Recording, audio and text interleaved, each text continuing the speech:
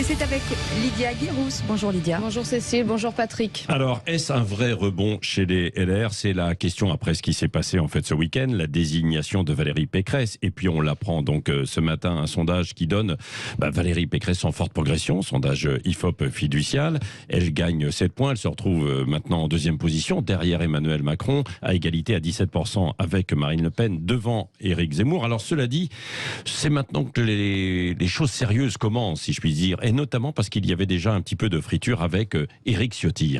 Exactement Patrick, il joue gros les LR, l'unité pour peut-être triompher ou la division et à coup sûr disparaître. Mais voilà, Éric Ciotti, comme vous l'avez dit, qui a fait une très belle campagne, celui que l'on n'attendait pas, celui qui était parfois même méprisé, a été finaliste en réalisant près de 40% des suffrages, ce qui est une très belle performance. Oui, et du coup, il veut être maintenant un poids lourd, en tout cas considéré comme ça.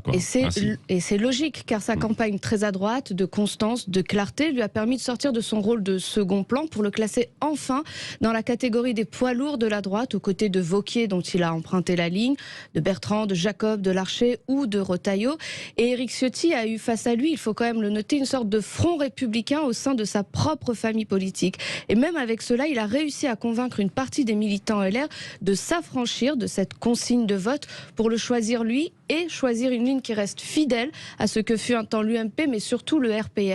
Il y a quand même une part de nostalgie chez les militants, les Républicains. Oui. Le risque pour Valérie Pécresse, c'est que ces militants pourraient être séduits par Éric Zemmour.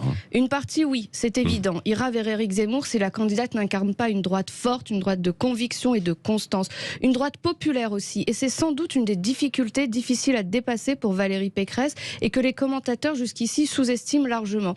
Et si Éric Zemmour ne dérape pas, on n'est pas à l'abri de cela, il n'y aura que des options très risquées pour Valérie Pécresse. Soit elle choisit de se recentrer pour rassembler les partenaires centristes de LR et cela pourrait la couper de l'électorat de droite qui veut de l'autorité et qui est extrêmement attentif à la constance, une partie non négligeable donc qui peut glisser chez Zemmour.